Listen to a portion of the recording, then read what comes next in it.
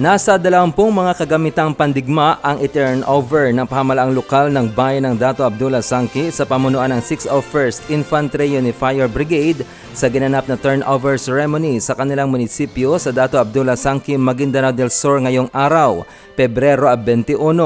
Ang nasabing mga baril ay i-turnover ni Mayor Soharto Al-Wali Mangodadato kay Colonel Edgar Cato, ang commander ng 601st Brigade.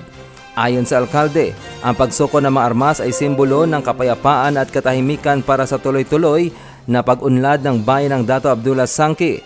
Suportado nito ang Small and Light Weapon o SALW program na naglalayong masawata ang paglaganap ng loose firearms sa nasabing lugar. Ang mga hakbang na ito ay isang paalala na ang tunay na lakas ay matatagpuan sa pagmamalasakit at hindi sa pagkakaroon ng armas. Sama-sama ho tayong lumikha ng isang lugar kung saan ang kaligtasan at kapayapaan ay hindi lamang mga pangarap, kundi isang realidad para sa bawat isa. 3 punto naman ang binigyang diin ni Colonel Cato sa kanyang mensahe hinggil sa programa ng pamahalaan sa pagsawata ng loose firearms. Una, ang pagbababa ng baril ng mga MILF sa pamamagitan ng decommissioning para sa MILF combatants. SALW program sa pribadong individual na may bitbit na mga loose firearms at ang paglansag sa private armed group. 10 ng aming mga kasandaluhan, ipinapaabot namin ang taus-pusong pasasalamat sa mga mamamayan ng DAS at sa inyong leadership, sa leadership ng province.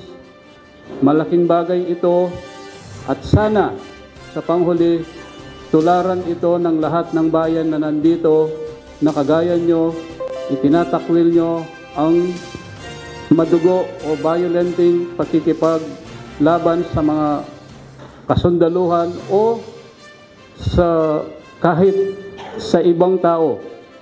Magandang makita na lahat tayo ay nagkakaisa at isang patunay nga ngayon yung pag-surrender nyo ng baril na to. Ang 20 mga M14 rifle US standard ay sinuko ng mga residente mula sa iba't ibang barangay ng DAS sa munisipyo at ito ay turnover naman ni Mayor Mangodadato kay Colonel Cato bilang pagsuporta sa kampanya ng kasundaluhan sa loose firearms.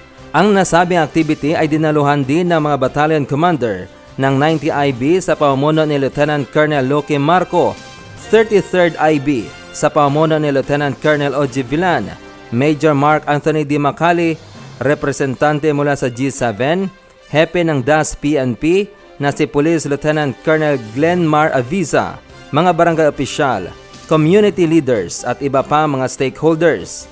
Pinuri naman ni Brigadier General Donald M. Gumiran, Commander ng 6ID at Joint Task Force Central, ang hakbang na ito ng DAS LGU at 601st Brigade at nananawagan sa mamamayan na isurrender pa ang mga natitirang kagamitang pandigma na hindi otorisadong bitbitin ng mga sibilyan. Naglilingkod sa sambayanan, kakampi sa kapayapaan, ang inyong abyan, RB ng Bayan Roderick Viñez, Kampila News.